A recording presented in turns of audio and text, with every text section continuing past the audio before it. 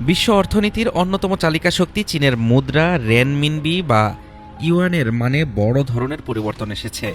ডলারের বিপরীতে শক্তিশালী অবস্থানে ফিরছে চীনা এই মুদ্রা।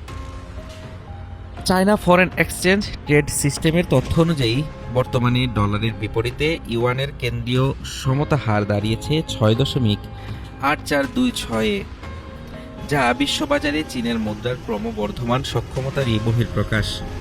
তবে এই দর একেবারে উন্মুক্ত নয়। চীনের স্পট বৈদেশিক মুদ্রাবাজারে দৈনিক লেনদেনের ক্ষেত্রে ইউয়ানের মান কেন্দ্রীয় হারের চেয়ে সর্বোচ্চ 2% পর্যন্ত ওঠানামা করতে পারবে।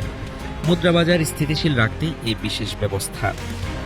চীন মূলত নিয়ন্ত্রিত বাজার ব্যবস্থার মাধ্যমে তাদের মুদ্রার মান ধরে রাখে।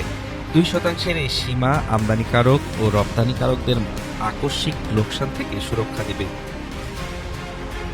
বিশ্লেষকরা বলছেন, ইউয়ান শক্তিশালী হওয়ায় চীনের জন্য কাঁচামাল আমদানি সহজ হবে। তবে বৈশ্বিক রপ্তানি বাজারে প্রতিযোগিতায় টিকে থাকতে এই বিনিময় হার বড় ভূমিকা রাখবে। বিশেষ করে এশিয়ার মুদ্রাবাজারে এর প্রভাব হবে সুদূরপ্রসারী। ডলারের একাধিপত্যের যুগে ইউয়ানের এই অবস্থান পরিবর্তন বিশ্ব রাজনীতির সমীকরণে নতুন কোনো মোড় নেয় কিনা এখন সেটি দেখার বিষয়।